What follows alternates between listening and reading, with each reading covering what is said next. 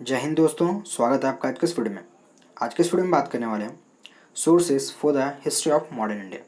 राजीव अहिर के बारे में बात करनी है, ये जबकि पहला पहला टॉपिक है। पहला टॉपिक बोल सकते हैं या फिर आप पहला सब टॉपिक बोल सकते हैं फर्स्ट चैप्टर का। तो इस वीडियो में हम देखेंगे कि भारत के अंतर्गत यानी कि आधुनिक भारत में यानी कि मॉडर्न इंडिया में जो भी इंसिडेंट या फिर घटनाएँ घटी हैं, उन सारी घटनाओं के बारे में हमें कैसे पता चलता है और हिस्टोरियन हमें ये सारी चीज़ें कैसे बताते हैं कि आखिर मॉडर्न इंडिया में क्या क्या हुआ था। ठीक है, यानी कि हिस्ट्री में क्या क्या हुआ था। तो सबसे पहले हम थोड़ा बैकग्राउंड के बारे में बात कर लेते हैं। तो ईस्ट इंडिया कंपनी जो कि पूर्व में या फिर विश्व में पूर्व की तरफ सिर्फ और सिर्फ व्यापार करने के लिए आई थी, लेकिन धीरे धीरे इन्होंने कई देशों को उपनिवेश बना लिया, जिनमें हमारा भारत भी था। तो अब जाहिर सी बात है, इतने बड़े साम्राज्य के ऊपर प्रशासन चलाने के लिए सारी जो चीज़ें थी वो सभी लिखित में की जाती थी। अब चाहे वो वहाँ से दी गई इनकम हो या फिर जो भी चीज़ें ख़रीदने के लिए जो दी जाती थी, या फिर वहाँ के जो भी क्राउन थे वो जो भी बायोडाटा मांगते थे कि कौन सी चीज़ें किस प्रकार से चल रही है, इन सारी चीज़ों का जो भी ब्यौरा मांगते थे, तो वो सब कुछ लिखित में मिलती थी, जिस वजह से हमें वो सारी चीज़ें अभी पता है कि आखिर मॉडर्न इंडिया में क्या क्या घटनाएं घटी थी। अब चाहे वो उनके व्यापार से रिलेटेड हो, चाहे वो उनके उपनिवेश से रिलेटेड हो, या फिर उनके द्वारा किए गए काले करतूतों से रिलेटेड हो, ये सारी चीज़ें हमें हिस्टोरियन उन सारे लेटर्स या फिर आदेश पत्र, इन सारी चीज़ों को अध्ययन करने के बाद ही ये सारे हमें सौंप दिए जाते हैं, ताकि हम ये पढ़ कर ये अपने देश की संस्कृति, अपने देश के इतिहास, भूगोल इत्यादि सारी चीज़ों को हम जान सकें। ठीक है, तो सबसे पहले sources of history of modern India को समझने के लिए हमने हिस्टोरियन ने इसे कई भागों में बांट दिया। ठीक है, तो इसके कई बहुत सारे भाग हैं, तो हम एक एक करके सभी के बारे में टू द पॉइंट बात करने वाले हैं। ठीक है, सबसे पहले हम बात करेंगे सेंट्रल गवर्नमेंट के बारे में।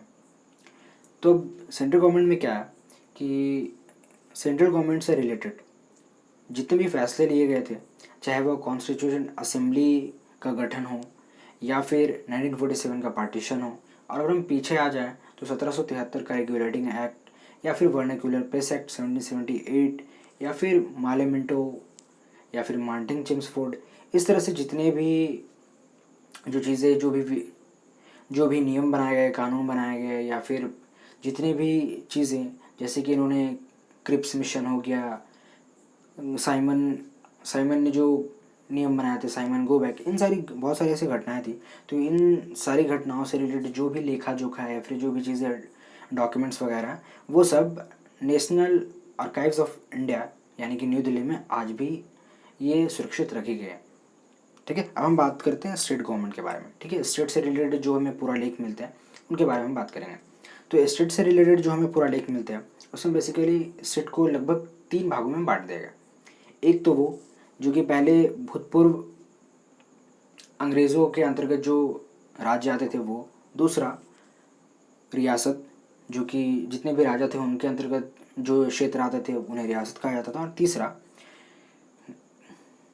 विदेशों के साथ जो प्रशासन हो रहे होते उनका।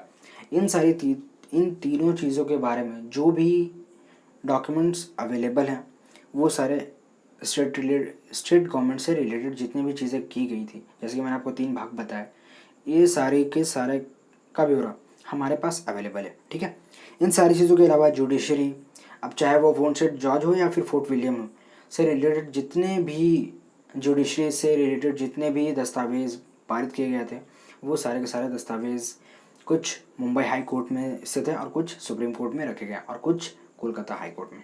ठीक है, इसके अलावा बात करते हैं पब्लिश के बारे में। जो भी यानी कि जो चीज़ें पब्लिश की जाती थी, जैसे अंग्रेज़ हमसे पूछते तो थे नहीं, वो अपना नियम खुद ही बनाते थे। तो उन्होंने जिस तरह से नियम बनाए और जिस तरह से उन्होंने हमारे ऊपर नियम थोप दिया और हमें उनका पालन करना पड़ गया, वो तो भला हो हमारे वॉरियर्स का, जिन्होंने आज़ादी के लिए इतना कुछ किया ताकि हम आज आज़ाद हैं, वरना आज भी हम अंग्रेज़ों के गुलाम होते। तो इसी चीज़ को लेकर के जो भी चीज़ें वो विधान पारित किया करते थे, इस वो सारी चीज़ें इसी कैटेगरी यानी कि पब्लिश यानी प्रकाशित कैटेगरी में रखी जाती थी।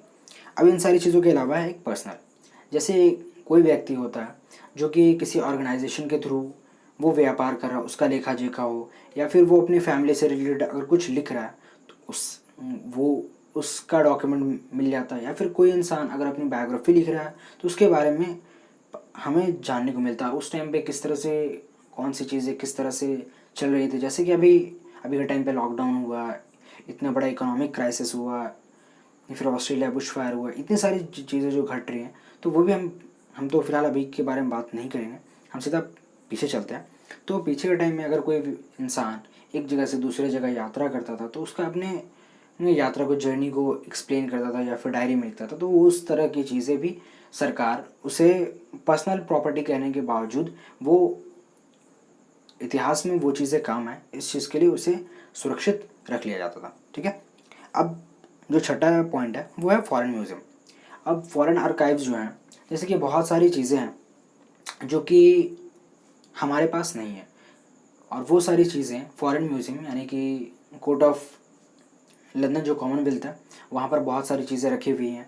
अब हम यूँ भी बात कर सकते हैं जैसे कोहिनूर हमारे देश का ही था जो कि आज इंग्लैंड में रखा हुआ है। तो यही सारी चीज़ें, तो बहुत सारी चीज़ें ऐसी है जो हमारी चीज़ें थी लेकिन उसके ऊपर कब्ज़ा अंग्रेज़ों ने कर लिया। ठीक है, तो बहुत सारी चीज़ें जो कि फॉरेन म्यूज़ियम में अवेलेबल है। उसके अलावा अगर हम बात करें तो ओरल एविडेंस, एक्चुअली में ये बहुत ज़्यादा प्रमाणित नहीं है, यानी कि बहुत ज़्यादा सत्यापित नहीं है, लेकिन फिर भी इन सारी चीज़ों का थोड़ा बहुत महत्व ज़रूर है।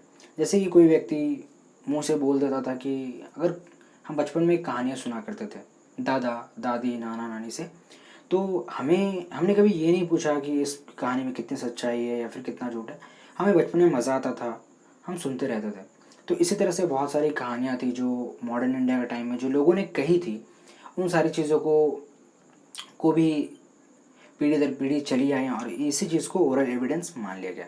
ठीक है, इन सारी चीज़ों के अलावा नोवेल, उपन्यास, फिर प्रकाशित अभिलेख, चाहे वो न्यूज़पेपर हों, इस तरह से चीज़ें धीरे धीरे डेवलप हो रही थी। जैसे जैसे एक न्यू कैटेगरी, यानी कि हम यूँ कह सकते हैं मिडिल क्लास या फिर पढ़े लिखे लोगों का एक जिस तरह से वर्ग उभर रहा था, उस तरह से इन सारी चीज़ों में चेंजेस आ रहे थे, जिसमें उपन्यास में लोगों ने किस तरह से चीज़ें दिखाई हैं। उनमें जो सबसे जो इम्पोर्टेंट है वो है आनंदमठ, जिसे 1882 में लिखा गया था।